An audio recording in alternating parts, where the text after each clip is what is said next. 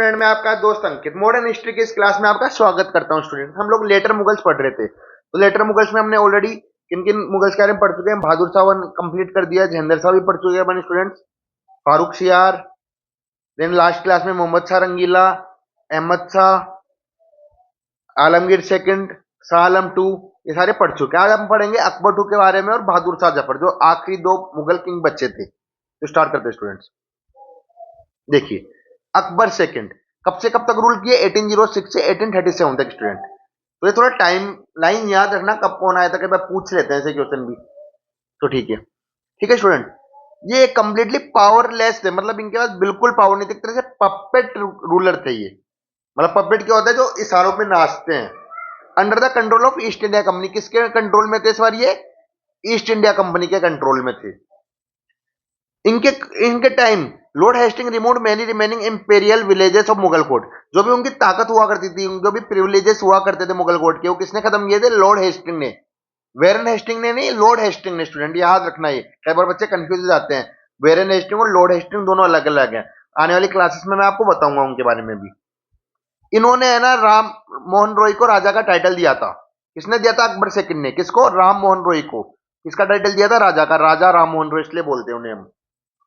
ये बहुत अच्छे आर्ट और लिटरेचर में, मतलब बड़े अच्छे पैटर्न थे, मतलब मदद करते थे और खुद भी पोइट्री भी लिखा करते थे ये। इन्होंने हिंदू मुस्लिम यूनिटी के लिए सिंबलाइज करके एक फेस्टिवल भी बनाते थे, फूलों की सेरी। याद रखना स्टूडेंट, डायरेक्टली फैक्चुअल क्वेश्चन आ सकता है।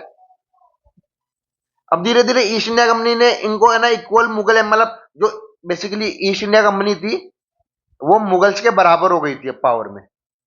ये कितनी बड़ी बात आप सोच के देखो, मुगल्स कब से रूल कर रहे थे और अभी बराबर हो गए थे। सिंबल रिड्यूसिंग मुगल ऑथोरिटी, और मुगल ऑथोरिटी बहुत ज्यादा वीक होती जा रही थी धीरे धीरे। अब फाइनली ईस्ट इंडिया कंपनी ने अब ऐसा स्टेप लिया, देखिए, कि जो कॉइन्स बनते थे, जो कॉइन्स मिंट किए जाते थे, उस पे उन्होंने मुगल्स के मार्किंग बंद करवा दी। देखिए, using the Mughal empire name, जो कॉइन्स के ऊपर मुगल्स के नेम होते थे यार, उनके सिंबल्स होते थे, उनको रिमूव करवा दिया गया। अब आगे वाले जितने भी सिक्के आएंगे, कॉइन्स आएंगे, उन पे इनका नाम नहीं रहेगा। ये बहुत बड़ा स्टेप था, देखिए स्टूडेंट। तो आप ऐसे देख सकते हैं ईस्ट इंडिया कंपनी कितनी पावरफुल हो रही है, कि उन्होंने मतलब मुगलों का एकदम ही खत्म कर दिया। चलिए स्टूडेंट आगे। अब उसके बाद जो राजा आते हैं, अगले आते हैं, उनका नाम है बहादुर शाह सेकंड, या बहादुर शाह जफर भी बोलते हैं उनको। बहादुर शाह जफर या बहादुर शाह सेकंड, इनका मतलब लास्ट मुगल किंग है ये। लास्ट मुगल पावरफुल किंग तो औरंगजेब थे। ये ओवरऑल ही लास्ट मुगल किंग है, जो कब से कब तक रूल करते हैं? 1837 से 1857 तक स्टूडेंट। अब इनकी पावर कहां तक लिमिटेड हो गई थी? शाहजहानाबाद, जो ओल्ड दिल्ली है, वहीं तक इनकी पावर हो गई थी। देखिए, थोड़ी स्पेलिंग मिस्टेक है, ध्यान से देखना स्टूडेंट। ये नॉमिनल हेड थे। नॉमिनल हेड मतलब जिनके पास पावर नहीं होती, बस बैठे हैं राजा बन के। ये फिर रिवॉल्ट्स में पार्टिसिपेट करते हैं, जो ईस्ट इंडिया कंपनी के खिलाफ होते हैं 1857 में। अब हुआ क्या था? 1857 का रिवोल्ट होता है स्टूडेंट, जो आने वाली क्लासेस में आपको कंप्लीटली बताऊंगा, जिसमें अलग अलग स्टेट के लोग रिवोल्ट करते हैं। तो जिनको फिर लीडर किसको बनाया जाता है उस रिवोल्ट का, इंडिया की तरफ से? जी हाँ, बहादुर शाह जफर को लीडर बनाया जाता है। वक्त खान डिक्लेयर करता है कि ये एम्पेरियर ऑफ हिंदुस्तान, पूरे हिंदुस्तान के राजा है। कौन? बहादुर शाह। जब युद्ध खत्म होता है तो उनको क्या कर दिया जाता है? Deported to Rangoon. East India Company उनको कहां भेज देती है? रंगून। रंगून जेल के अंदर। रंगून कहां पे है? बर्मा। बर्मा किसको बोलते हैं स्टूडेंट आज की तारीख में? म्यांमार। तो म्यांमार इनको भेज देते हैं। वहां पे 1862 तक वो जिंदा रहते हैं, उसके बाद वो मर जाती है, उनकी डेथ हो जाती है, और यहीं से मुगल एम्पायर खत्म हो जाता है स्टूडेंट, मतलब टोटली खत्म। तो ये इनका उर्दू पॉइंट में इनका नाम जफर नाम था, पेरेंट नेम। चलिए, समझ में आया स्टूडेंट? तो ये होती है अपनी मुगल में, सारे अपने मुगल्स पढ़ चुके हैं, लेटर मुगल जितने भी आए थे। अब एक दो चीजें पढ़ लेते हैं जो मेंस पर्सपेक्टिव से ज्यादा इंपॉर्टेंट है, जो मेंस में डायरेक्टली क्वेश्चन आते हैं। तो देखिए, सबसे पहले डिक्लाइन ऑफ मुगल एम्पायर के रीजंस बताने हैं, कि मुगल एम्पायर इतना बड़ा जब साम्राज्य था, तो वो फेल कैसे हो गया, डिक्लाइन कैसे हो गया। तो अपन एक एक करके पढ़ते हैं। ऑलरेडी मैंने पूरी कहानी में वो सब पढ़ा है, लेकिन मैं अब रिकेप करवा देता हूँ आपको स्टूडेंट। सबसे बड़ा था पॉलिटिकल कोज। पॉलिटिकल कोज क्या था? कि औरंगजेब के बाद कोई राजा पावरफुल आया ही नहीं। पहला तो रूल समझ गए, कि अनस्टेबल थे, ओपन पपेट रूलर्स थे। दूसरा, सक्सेशन डिस्प्यूट, कि आपस में ही भाई भाई लड़ाई कर रहे थे। किसके लिए? तख्त के लिए लड़ाई हो रही थी, राजा बनने के लिए लड़ाई हो रही थी। तो बोल सकते हैं frequent war of succession. Weekend central authority बहुत ज्यादा वीक हो गई थी, और इस टाइम पे नोबल्स का बड़ा, किंग मेकर्स का बड़ा रोल आया। जैसे सबसे पहले सैयद ब्रदर्स आए, या जुल्फिकार खान आए। उसके बाद हमने देखा इमादुल, जब असफ जाए, है ना, अपन ये सारे देख चुके हैं। और इसके कारण जो सेंट्रलाइजिंग कंट्रोल था वो खत्म होता जा रहा था मुगल्स का। तो अब इंडिपेंडेंट कौन कौन हो गया था, अवध, बंगाल, हैदराबाद, ये सारे इंडिपेंडेंट हो गए थे, ये खुद का स्टार्ट कर दिया था। तो समझ में आया पॉलिटिकल कोच क्या है। अब दूसरा एडमिनिस्ट्रेटिव कोच। अब देखिए आपको मैंने बताया था जागीरदारी सिस्टम, ये जागीर बांटते थे जिनको, तो इन्होंने इतनी जागीर बांटी थी कि फाइनेंशियली बहुत ज्यादा नुकसान हो रहा था।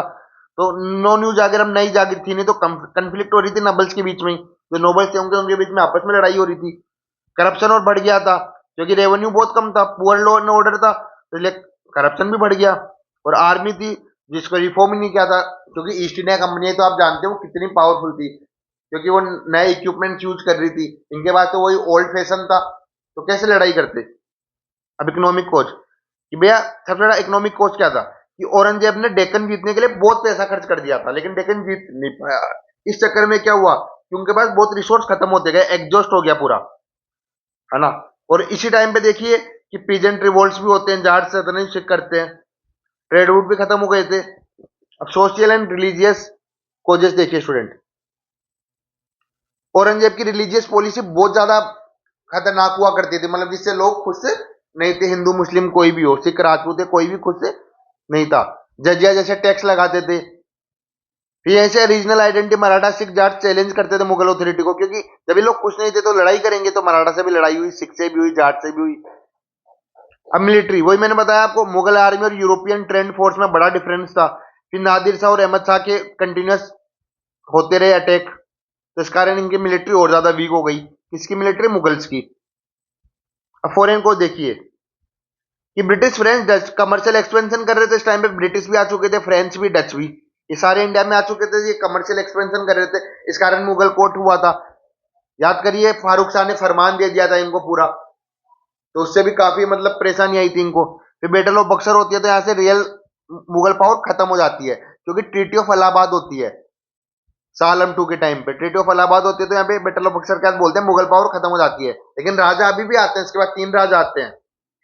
तो मैंने बताया ट्रीटी ऑफ इलाहाबाद ने दीवानी राइट ईस्ट इंडिया कंपनी को दे दिए थे, और मुगल क्या बन गई थी, पेंशनियर, मतलब मुगल अपने राज में बैठा रहेगा अपने दिल्ली के अंदर और पेंशन मिलेगी, मतलब इतनी बुरी हालत हो गई थी। और आने वाले टाइम पे देखोगे पेंशन भी बंद कर दी गई थी इनकी। तो ये कंडीशन किसकी हो गई थी, मुगल्स की, जो कितने पावरफुल थे एक टाइम पे।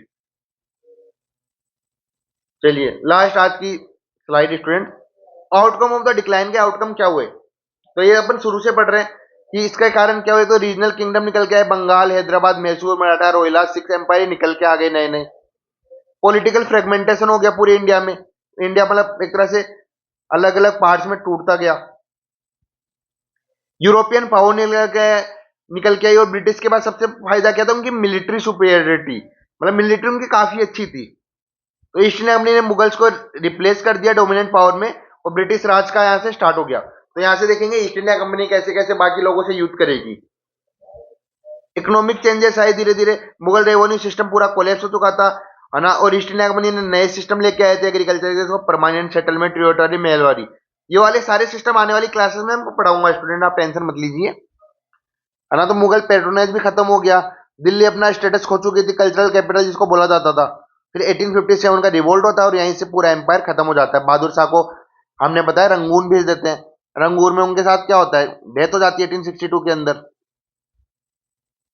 After British victory Mughal empire formally abolished in 1858 में खत्म हो जाते हैं पूरा।